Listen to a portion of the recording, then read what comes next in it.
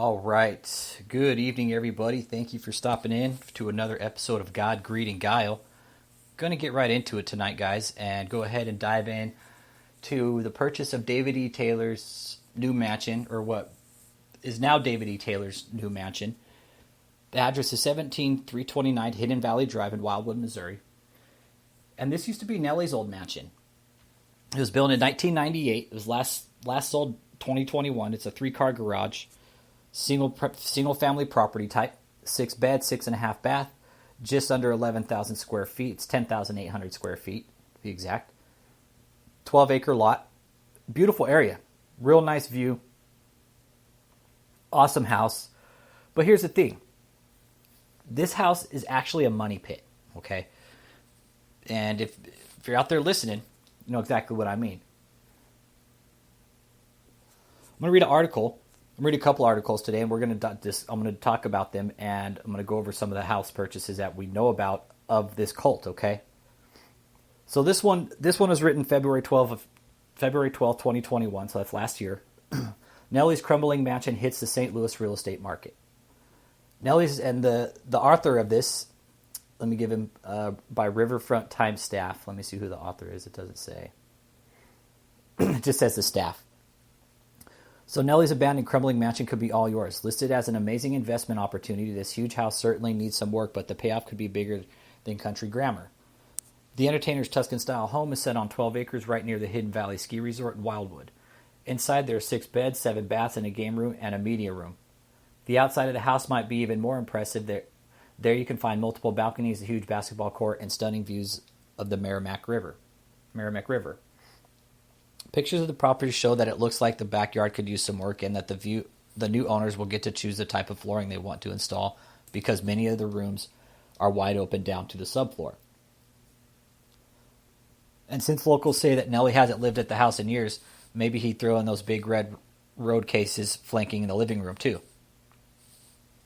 And there is. If you go in and look at the pictures, there's road cases in there that have Nelly written all over them. It's not clear exactly how this formerly palatial estate was allowed to fall in such disrepair, though if the astoundingly NSFW music video for Tip Drill is any indication, those St. Lunatic boys could throw one hell of a wild party back in their day. For more information on the property, on this $600,000 at the time of the listing. Okay, so that's the article that back in February. Now let me read the most recent article. Nelly's former mansion owned by alleged cult. All right. This is not an alleged cult we're talking about. This is a full-blown money laundering sex cult. I'm going to call it exactly what it is. Some people are worried that I call it that, but I don't worry, because it's exactly what it is. All the dynamics are there for it to be money laundering and for it to be a sex cult. So Nelly's former mansion owned by alleged cult. This article was written by Ryan Kroll. Same magazine, Riverfront Times, and this was published on Wednesday, June 1st, 2022 at 5:16 p.m. Okay. The St. Louis-based Kingdom of God Global Church now owns a 10,000 square foot Tuscan-style pad. A church accused of being a cult. Okay. This church, it's not a church, it's a cult, everybody. Okay, let's get that straight.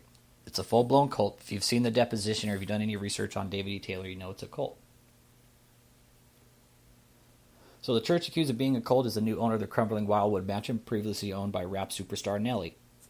According to St. Louis County property records, which is where you can find all this information, you can just go to the county appraisal district.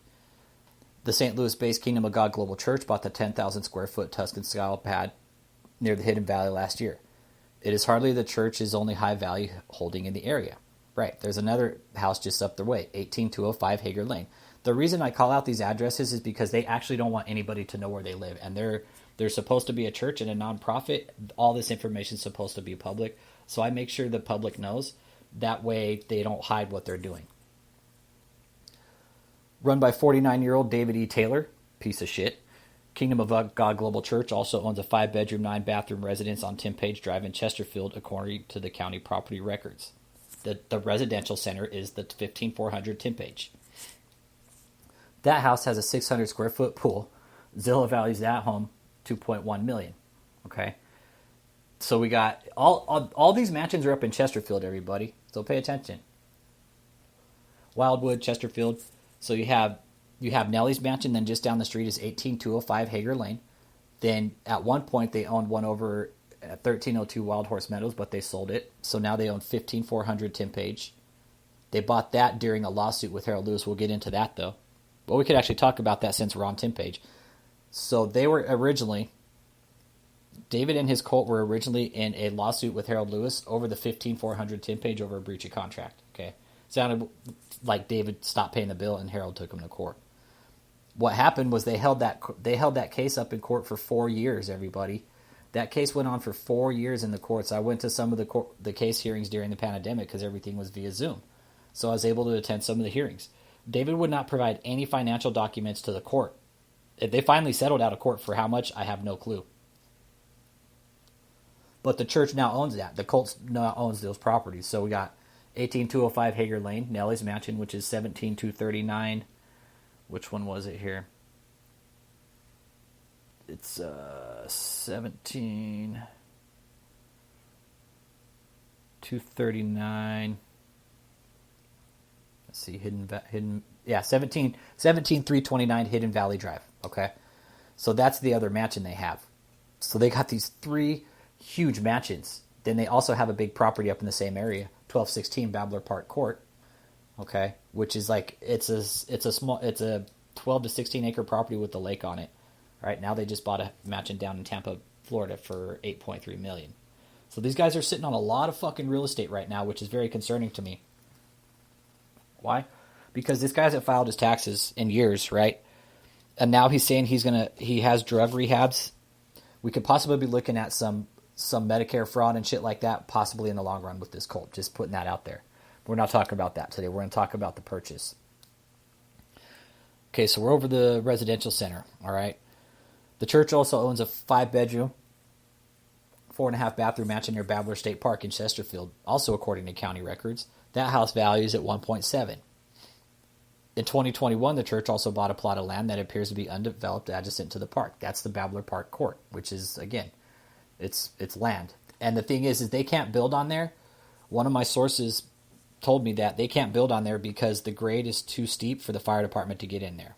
So there's issues with them wanting to build. They wanted to build a house there for David, and the county said no way because you can't get a fire truck in and out of that property. If something happens, say the house caught on fire, the house would just burn down.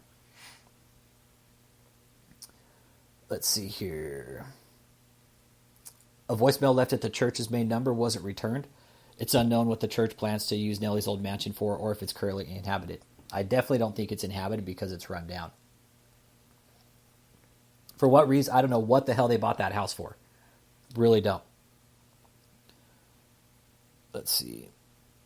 However, there are some clues in the church's history as to what they may have planned for the property. A project manager with creative design and build in Maryland Heights was contacted by the church to do work on the house on Tim Page. In a letter sent to the city of Chesterfield, he states that the church had 20 to 30 people staying at the property's own single family. The letter ends, "This is a very large $2 million property with a lot of shady things going on. Probably needs to be rezoned commercial for how they are using it also." Okay? So the residential center got 20 to 30 people living there, and I know exactly. That's where they run their call centers out of. These big properties, they're running a scam call center out of there. That's how they get their money. That's their money flow. They do cold calls and they fucking scam people, okay? No bullshit. The project manager says he saw a Bentley and a Rolls Royce were parked in the garage and there were 6 beds in each bedroom. He was told, this is where it gets real fucking weird, guys, a drug and alcohol rehab center for young people was being operated out of the house. I know for a fact that there's no licensed drug and alcohol therapist in this cult. So now, again, what could be possibly happening here is these people could be bringing in drug and alcohol addicted people saying that they have drug counselors and then taking in insurance money, a lot of it, and fucking these people over and just taking all their money. We're still trying to figure out where the money's coming from with this cult. It's coming from somewhere. So that's a little scary that this place is saying they're running a drug and alcohol rehab when they're supposed to be a church, but they're labeled it's not a church, guys. It's a cult, okay? The The project manager says the person he dealt with at the house was asking for extensive work to be done on multi-level deck as well as on a drain to prevent water from coming into the house. He told them the structural work would require his crew to pull permits. We told them we were going to need to pull permits, and they basically threw us off the property, the project manager says. They didn't want inspectors to come by. Information control, everything. They don't want prying eyes seeing what's going on inside this. That's the scary thing about this cult, guys, is that the fact that they don't want anybody seeing what's going on inside. I'll go over the 14 distinct characteristics that you're in a cult too after we get over some things here. The project manager had already been hired to do some more minor work repairing windows at the house in Wildwood that Nelly used to own. After the incident at the house on Timpage, he pulled out of that job, which was really fucking smart. Because the thing is these guys are moving dirty money around. About 5 miles away from Timpage Drive, the church bought a mansion on Wild Horse Meadows. That one sold. It sold this last year in April from a member of the Emos family in December 2017. Neighbors say 10 or more high-end vehicles were regularly parked outside. I thought maybe a celebrity lived there. Some sports guy said, one neighbor who did want to give his name. But then neighbors started noticing more unusual activity at the house. Delivery trucks regularly dropped off pallets of bottled water. The amount of trash and recycling on the curb on pickup days was way beyond normal, says one source. Okay.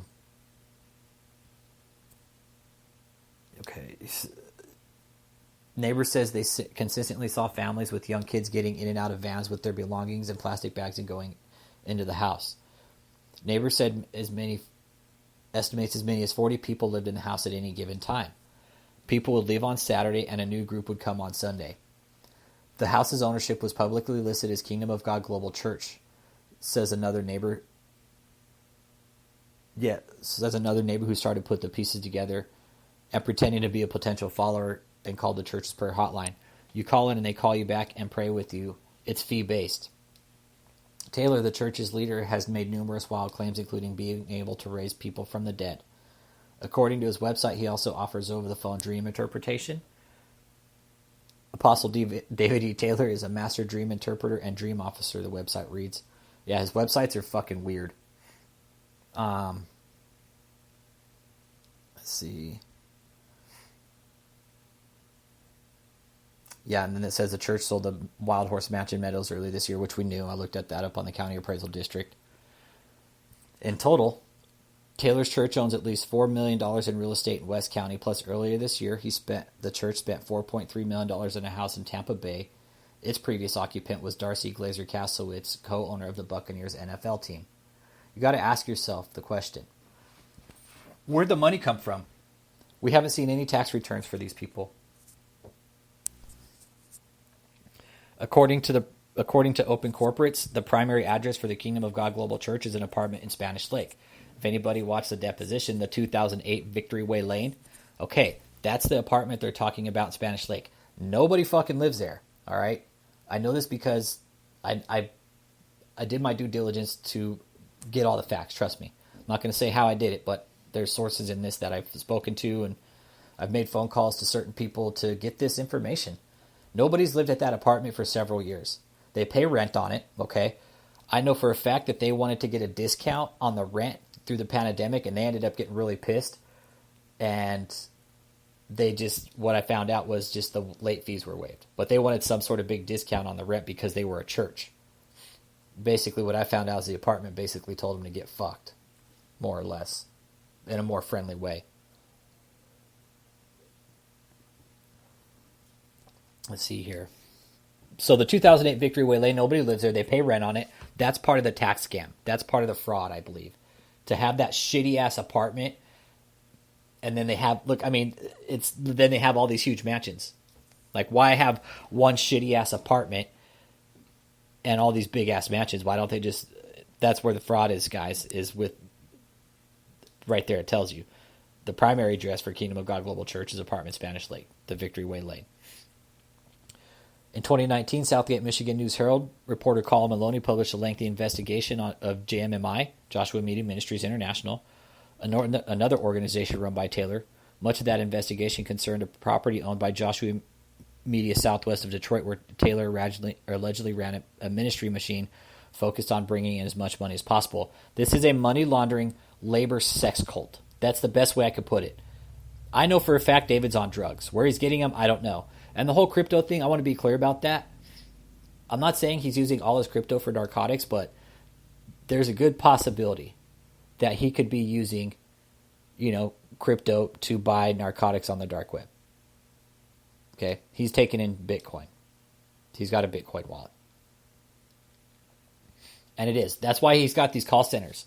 One of the mansions got busted. Like, he got his cover got blown.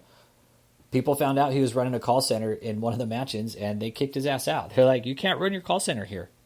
You can't do that. It's not what this place is for. And it is. It really is. They want to bring in as much money as possible. That is their main goal in life, is money. That's it. They don't care how they get it, who they get it from, what means they have to get it. They just want the money. That's it. It is a full-blown money-making, money laundering, money just grabbing, money-hungry machine. That's it. Nothing more, nothing less. An individual who left the church told Maloney that numerous people spend hours a day cold calling and messaging people on Facebook to solicit donations. This is all true.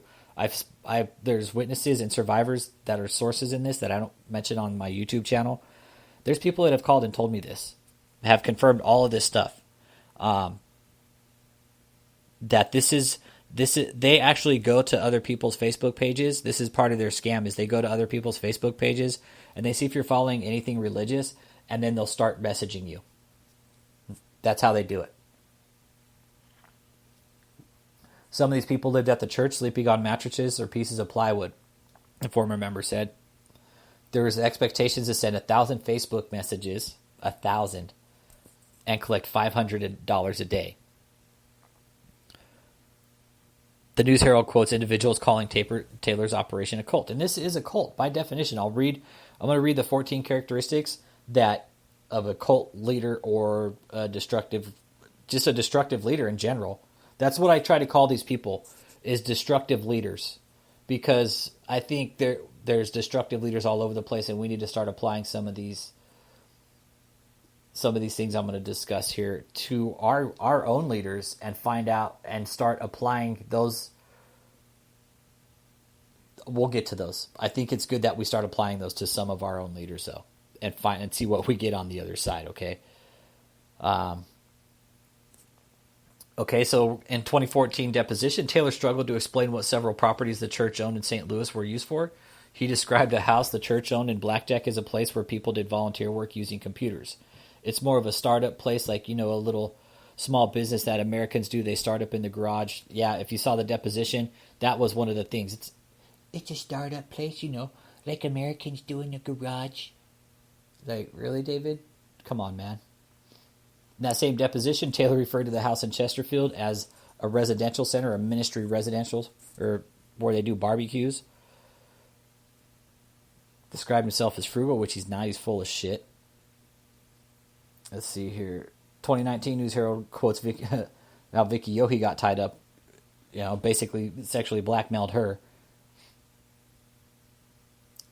2017, Joshua Media Ministries International sued the St. Louis Port Authority and St. Louis County over the county sales of Jamestown Mall to the Port Authority. According to St. Louis American, Joshua Media Ministries International claimed to already have been in the early stages of buying the property when it was sold to the Port Authority. Taylor also features on a billboard on Interstate 70 across from Lambert Airport. On it, Taylor is seen standing in front of empty wheelchairs and unused crutches, the implication being that they belong to parishioners he's healed. David has never healed anybody. He has never... If David was going to heal somebody, he'd heal his fucking hairline first. That's what he would heal first, is his hairline. Your opinion is a lot. Your opinion is a lot. So back to the mansions, okay? So here we have this big money pit, okay? And again, the article is Riverfront Times, all right? And it's Nelly's former mansion owned by alleged cult. And again, it's not an alleged cult. It is a cult, everybody, okay? It is a full-blown cult. And I'll go ahead and read off the dynamics, why this is a cult. Talk about some of those dynamics some of the stories we've heard, witness testimonies. I'll tell a couple of those today. There are people here that have stories. They're just not ready to tell them yet. Because some of these stories are pretty fucked up. Some of the stories are pretty bad. Talking physical, psychological abuse, some physical abuse.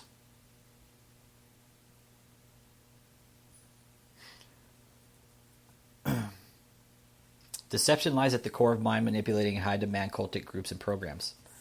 Many members and supporters of these group movements are not fully aware of the extent to which they have been abused and exploited. This is notes and stuff that we've taken. This checklist of characteristics help to define such groups. Comparing the descriptions on this checklist to aspects of the group with which you or a family member or loved one is involved may help determine if this involvement is cause for concern. Checklist of characteristics of cults. Number 1. The group is focused on a living leader to whom members seem to display excessively zealous, unquestioning commitment. Yes, definitely. 100%. These people in David's cult are completely devoted to him. 100%. They are completely devoted to him. They will back him up. They will. I'm convinced that they'll take the fall for him. They'll take the fall for David. Don't call him David. The group is preoccupied with bringing in new members. Yes, this is also a big tactic. They are always preoccupied with bringing in new members. They want more membership, more people. They talk about schools and doing all these arena crusades. Like, that's their goal, to get membership, okay? David's got numerous scams right now to try and gain members, but he's losing members. Group is preoccupied with making money.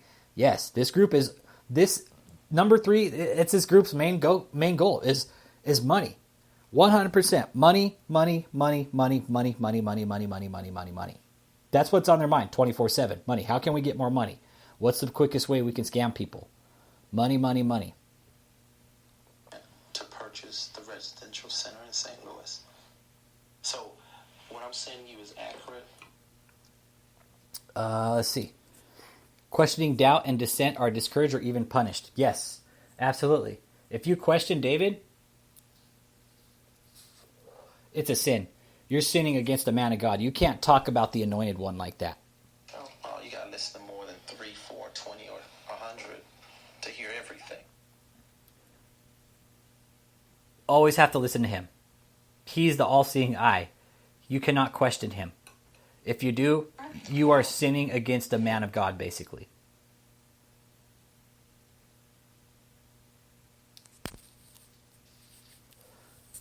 Number 5. Mind-numbing techniques such as meditation, chanting, mind games, dreams interpretation, speaking in tongues, denunciation sessions, and debilitating work routines are used to suppress doubts about the group and its leaders. Yes, this is big. Dream interpretations. David, they speak in tongues? Heard him speak in tongues. I can assure you I'm not doing anything illegal. And it's funny to hear him speak in tongues because people are like, what the fuck is he saying? And he's not saying anything. That's why they call it speaking in tongues, because it's just a bunch of fucking gibberish. It sounds like he's fucking shoving Big Macs in his mouth, really. Number 6. Leadership dictates sometimes in great detail how members should think, act, and feel. Absolutely. 100%. If anybody watches the videos of David's fucking cult video sermons, you can tell, like, all the cult concubines are all dressed a certain way. If you notice that. 100%. David's got concubines. This is a sex cult by definition too, guys. Not saying kinda, but this is a sex cult. David has been known to sleep with multiple women, and he uses 2008 Victory Way Lane. He uses his bullshit self-anointingness as an apostle to get ahead of women. Okay? Let's see. For example, members must get permission from leaders to date, change jobs, get married. Absolutely. Yes, on all this. With David, 100%. Michelle, these people have to get permission for everything. The group is elitist, claiming a special exalted status for itself, its leaders, and its members. For example, the leaders considered the Messiah or an avatar, the group and or The leader has a special mission to save humanity or save ones from another country. Right? David's trying to save us from Russia. Get the fuck out of here, David. It ain't going to happen. If it's going to happen, it's going to happen. And you ain't going to save it. Guarantee it. The group has a polarized us versus them mentality, which causes the conflict with wider society. Yes, there is a big-ass polarized us versus them with this group. They want to be the all-seeing eye, and they pretty much want to run the world, this organization. If they could be the New World Order, JMMI would be it. KOGGC, David E. Taylor would be the New World Order if he could. But he's too fucking dumb to do it because he can't even fucking put 2 and 2 together. The group's leader is not accountable to any authorities, as are, for example, military commanders and ministers, priests, monks, and rabbis of mainstream denominations. And they're not. David thinks he's not going to be held accountable for what he's doing, but he is, because I'm filing fraud against this sack of shit. Because I don't like the fact that he's laundering money from the IRS. The group teaches or implies that its supposedly exalted ends justify means that members would have considered unethical before joining the group. For example, collecting money for bogus charities, non-existent schools, tours, or programs. Yes, David's trying to collect money for a school. He's trying to be a fucking travel agent. What else? He's trying to be a drug rehab, trying to be a healing ministry. I mean, the list goes on. The leadership induces guilt feelings of members in order to control them. Yes, David guilt trips his members. He also uses all kinds of fucking guilt control tactics to control his cult. Members' subservience to the group causes them to cut ties with family and friends and to give up personal goals and activities that were of interest before joining the group. Yes. There's videos of people saying they'd given up scholarships and nursing school to go fucking be in this bullshit cult. And there are members in this cult that have cut complete ties with their family members. Not bullshitting that one. I've spoken to some of the family members about it, and they're fucking devastated. They want their family members home. They're like, we want our kids home. We want our kids home. We want them out of this place, but we can't. It's not illegal for them to go there and believe in what they want. But we know it's a cult, and there's nothing we can do, and they have to wake up for themselves and realize what's going on. We're here to maybe help them with that and hope in their eyes and hope they see that what David's doing is actually fucking them up in the long run. When these people come out, when David fucking kicks the bucket, they're going to have the mentality of like a high schooler, like a freshman high schooler. Not going to have any life skills or people skills. Members are expected to devote inordinate amounts of time to the group. Yes, this is a big one. It's a forced labor cult too, guys. Forced labor. There's possibly some trafficking, indirect or direct. We'll talk about that another night, how the trafficking could be going on. I definitely believe there's this, like the religious institution with these little subcults and shit like that are under the radar. Definitely there could be some trafficking going on. Members are encouraged or required to live and or socialize only with other group members. Yep, that's part of the information control. Information I've got from witnesses, survivors, people in this that have come out of this cult and I've spoken to. You're never alone in this cult. There's always somebody with you. You can't go anywhere alone. There's always somebody listening or watching or paying attention. Everything. It's like there's like the eavesdroppers. Like there's always somebody shadowing you. Always. There's always somebody watching you, following you around, wanting to know what you're saying, who you're talking to, who's on the phone, where you're going, who you're with. They want to know everything. How much money you have in your bank account. Once they get all your deep dark secrets too, this cult will use those against you.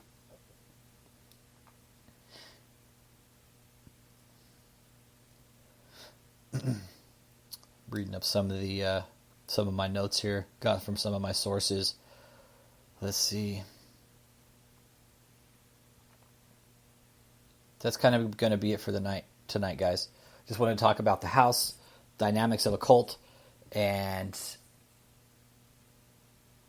And I wanted to go over this email too about one of my sources that actually is a contractor and builds mansions like the size that Nelly's is. I'll go over this email real quick before I cut it out. And this is the email I sent him. He was looking at it and sent him all the information over. And this is his reply to this. Like, well, I asked, what would it cost to fix this up? The more I look at the property and discussed it, the more I look at the property,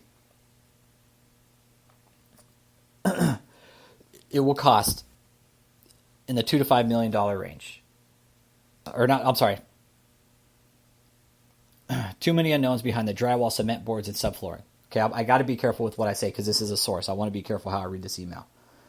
So my source says, too many unknowns behind the drywall, cement boards, and subflooring to know what was done properly, what was the mold, and what will meet the current codes. He called it a complete teardown in order to keep others safe and prevent any electrical fires or water leaks. My source said, we have no idea who's been in there. You have fans, like social media fans, who would want to steal a fixture or something from the kitchen. It's sad. It's a beautiful lot with lots of land and such a poor layout and design, which it really does. My source says, looking at the videos, he's guessing it would run 1.2 to 1.5 million on the house alone to properly meet codes and to make it marketable to the upper class customers. My source added another $200K on landscaping without removing the basketball court. Also said you're looking at another $250K for the pool since the old one, the lines, the heater pump, everything would need to be replaced. The whole pool would need to be replaced unless you're going to take it out and landscape over it. It is impossible to market a home like this without a pool either indoor or out for that part of the country. Also, I can count maybe 2 people in 33 years that requested a full-size basketball court out their major viewing area.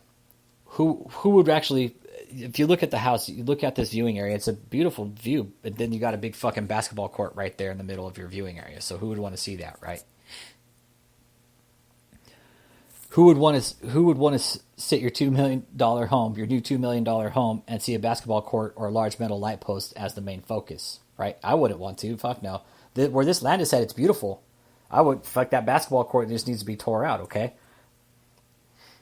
You will need to screen it with landscaping, adding 20-foot pine trees or shrubs to hide that court, or just remove it. Easily another $20-30K to remove the court. Fencing, bleachers, haul away the asphalt, re-landscape the area. So yeah. And with the rate prices are going now, you know, some of these prices could be a little bit higher, but my source here is a pretty solid contractor, man. He knows what he's talking about. He said there are too many cracks in the concrete driveway for a home this new, so my source was wondering if they originally cut corners on compacting the base or the concrete guys did not pour it properly. St. Louis area does not get the harsh temperatures in the winter, so this should not be full of cracks as it's shown. Source also wondered about the roof.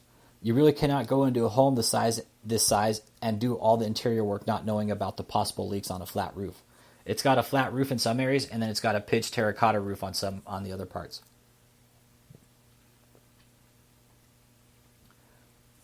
People who have little or no knowledge of home building flock to these dumps thinking, I can live in a mansion and maybe have to add some paint to the walls. Just the windows alone on the back side, easily, yeah, that's what I do. Yeah, I'll get into it. That's the windows alone would cost $160 to $200K to replace because they're custom layout. Those windows on the back side of the house are fucking amazing. Beautiful house. Really is, and it would. To get those windows replaced, easily $200K. My source thought I was bullshitting him when I told him a church bought this. How does this, after looking at everything, his reply, how does this help any church? Who would also wondered how a bank would finance this with so many unknowns, possible damage to the building, and so on. Very risky lending to anyone unless they had the money put away to cover the investment, or they are just going to patch it up without pulling permits. This property is going to need permits. There's no way they're going to be able to do work on this property without permits. The good thing for those living there, the county and building inspectors are aware of the current condition of the home with videos of it. So if people start moving in, hopefully someone does something to protect those living there. Doesn't seem like anyone has a plan. It's like they just found a deal on a large home with some hip-hop history. Don't get it. How does this help the church, those in need, or helping the poor? Think about that for now. How do these mansions that this asshole's buying up,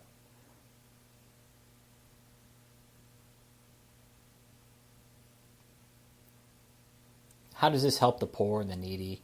This guy's supposed to be a church, right? Helping the poor, helping the needy, giving back to the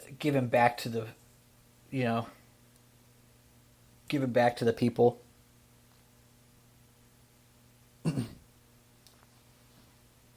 I mean, all in all, they got an $8 million mansion down in Florida. They got Nelly's house. They got the Hager Lane. So all in all, they probably got just in real estate, everybody. They probably got, I want to say, about $20 million wrapped up in real estate, just within the last 4 or 5 years, buying all these properties up. I don't know what the hell they're doing with them. I have kind of a good idea. Some of us have theories that they're possibly going to use them for their drug and rehab. So if anybody's listening to this down in Lutz, Florida, or Chesterfield, Missouri, or Wildwood, Missouri, there's a cult that's operating in your backyard, and they might be looking to possibly set up a drug rehab of some sort right where you live, right under your nose. You might not even know it's happening. The name of this cult is Joshua Media Ministries International. They have several names, okay? Joshua Media Ministries International, which is JMMI. Kingdom of God Global Church, or KOGGC. Or the newest one, which is Marvels in America World Healing. You can look all these up on the IRS database. You can look up their tax ID numbers, their verification letters. I have one big question out of all this. Why all the name changes? Why does one organization need so many names? Why hasn't the IRS caught on to this? They have one man needs all these different names. One organization, one cult. This cult needs to have their tax exempt status taken away right away, because they're not doing anything good with the money. They're doing deceptive deceptive practices with donations, saying they're going to use donations for this convoy of miracles and the arena crusade when they're actually not going to. David has now put his arena off numerous years in a row, several years in a row, saying he's going to fill up a 20,000 seat arena. The only thing David's going to fill up is his fucking gut with fucking Big Macs from McDonald's. That's it. These arenas aren't happening. The convoy of miracles aren't happening. The convoy, the trucks, the trailers are actually sitting at the JMMI parking lot with the decals peeling off. So there's a lot of stuff still going on with this cult. This podcast is still fairly new. I'm going to try and stay on topic about certain things when I do talk. But the main one I want to get out tonight is the cult tactics and the purchase of these mansions. Because they're all huge, huge mansions. The addresses, okay, so there's the one in Florida they just bought, 706 Guisando de Avila, okay? It was, you could just look it up, ex-Buccaneers coach, sell mansion. You'll find everything on David E. Taylor. All right, then you've got the 15400 with Tim Page, which is the residential center, according to David and the deposition. Now we have, 17... We have Nelly's new house, 17329. Well, it's not new, it's run down and dilapidated. 17329, Hidden Valley Drive. 18205 Hager Lane, and the 1216 Babbler Park Court. So those are the main properties you guys want to check out. Okay, most of these are up in Chesterfield, Wildwood area, Missouri, and the one they just bought is down in Lutz, Florida, down Tampa. It's like right in the middle of Lutz, Florida. If you guys have any questions, comments, concerns, by all means, leave them below. Leave them anywhere, really. And I have a number set up. If you want to text, talk about what's going on with the podcast, you have information you want to get out, or you want to be a guest on the show, let me know. We'd love to have you. You want to get a story out? That's what this is for. So you guys have a good evening. Happy Saturday. And come next Saturday, we'll talk about a different topic. So good evening, everybody. David E. Taylor, you are a piece of shit.